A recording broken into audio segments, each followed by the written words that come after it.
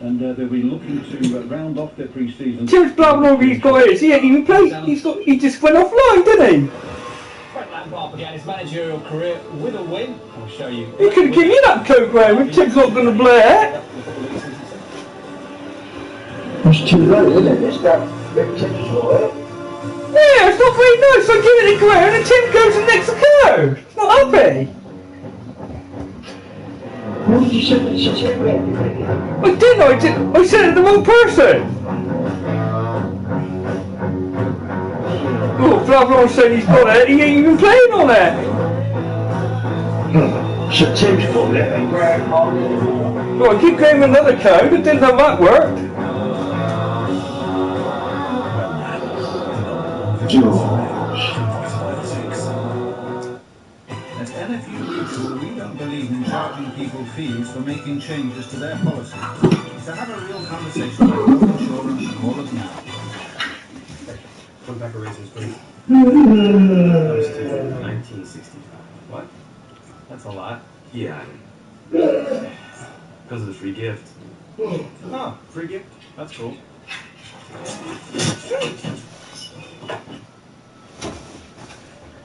Tired of getting beat up by high razor prices? Don't miss out on great shave for just £5. Try DollarShaveClub.com today. We believe that Pepsi Max is such a great taste that this summer we're challenging the biggest selling cola nationwide blind taste test. Who will win? You decide. Search Pepsi Max Taste Challenge to find an event near you.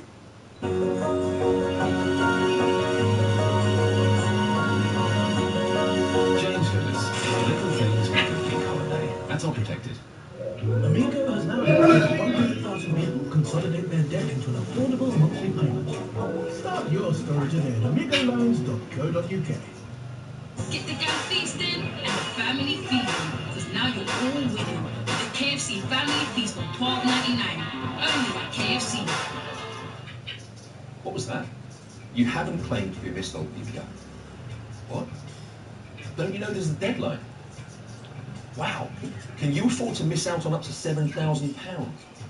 Billions are still unclaimed, but you only have until August 2019 to make your claim. Following your loans or mislaid information?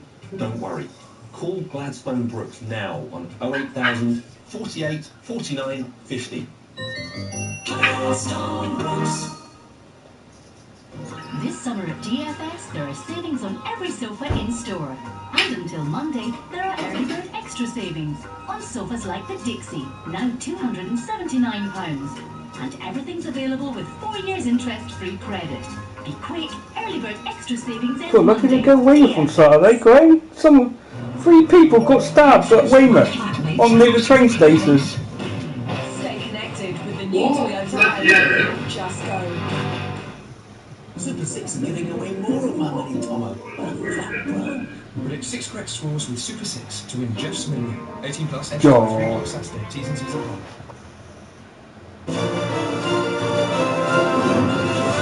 Sunderland 0, Charlton 1 in League One. 9 matches in the Championship today, including Sheffield United against Swansea, live on Sky Sports. Very pleased to say Neil Mellor has joined us in the studio to talk about that game, and much more always is with the Championship. Thanks for taking the time to stop by. I have to start with last night's game, don't we? The kind of the curtain opener. Frank Lampard got the win. His first game as Derby manager, dramatic 94th minute goal against Reading. He conceded though, didn't he, after the match, that it could have gone the other way, and Paul Clement was unlucky. What did you make of Derby? I think they were disappointing first half, and I think Frank admitted that afterwards. He was very honest with the way that his side had performed in the first half, but he got a response in the second half. Now, Derby are a talented squad of players.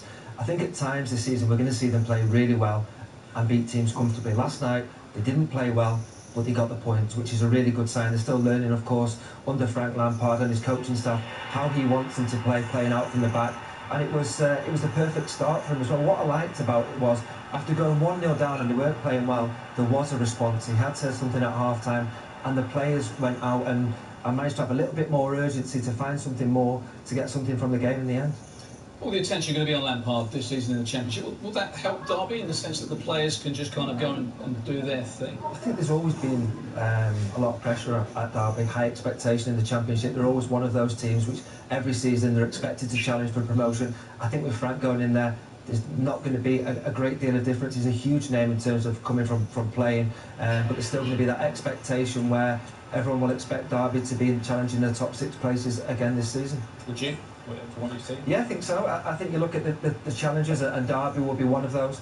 They finished in the playoffs last season, and the board have backed him as well. You know, they've strengthened it with a couple of young players coming in. And someone like Frank Lampard, someone like Jody Morris can really help give those young players the opportunity to flourish in what is a very competitive league. I'll ask you as well about the game. It's intriguing over the weekend. Stoke and Leeds against each other live on Sky Sports tomorrow. We've got Marcelo Bielsa in the Championship as a manager now. He's made 5 signings as well. The 5th on Tuesday, bringing in Patrick Bamford. It's been a bit of a revolving door at Leeds, hasn't it? What do you make of their business and their chances this season?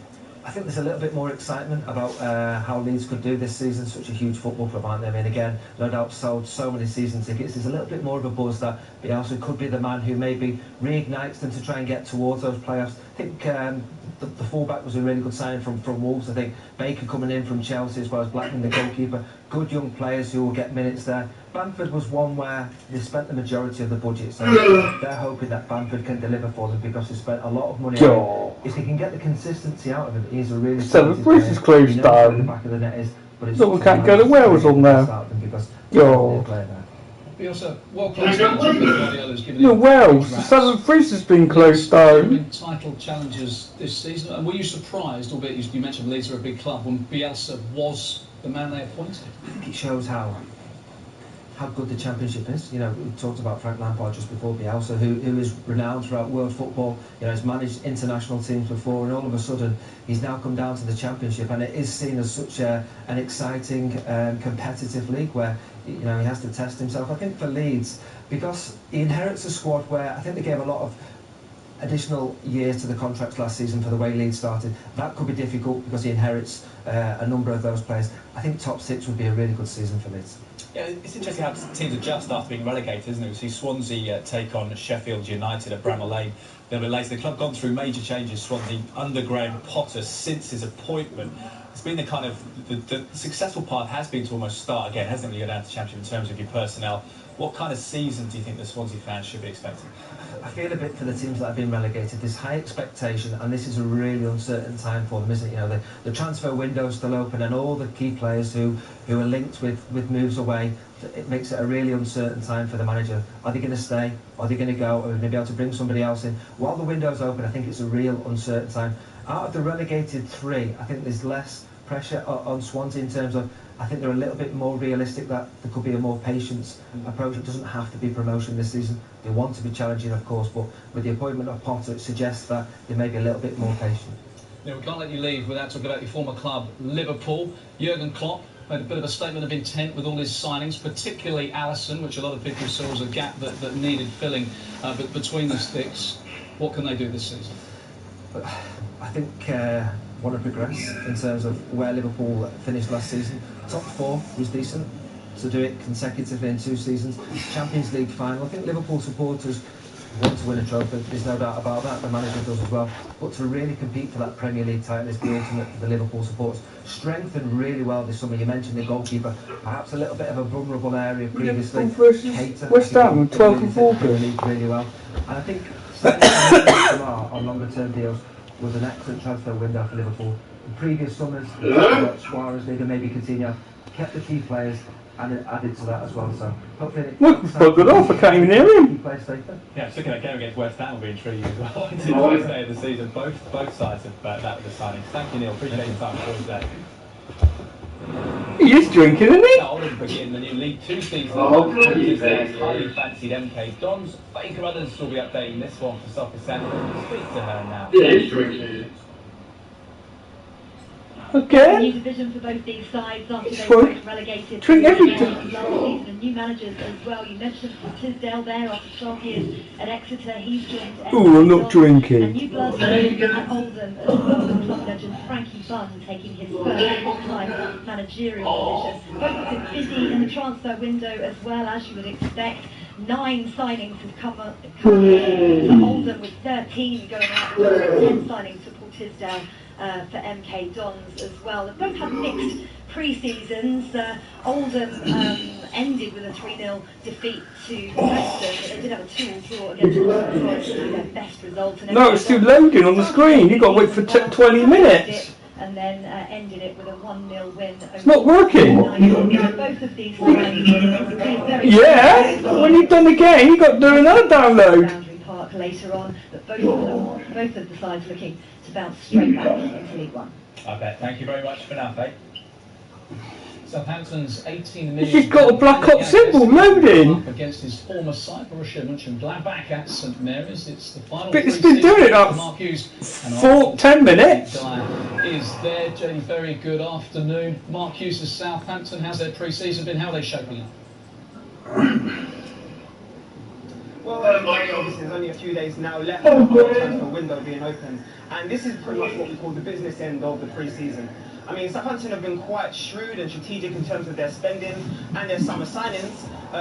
Well, you think about the 4 signings they've actually signed: Angus Gunn, Chris Armstrong, Yannick Vestergaard, as you turned around and spoke about also, and a lot of those players will feature in today's game.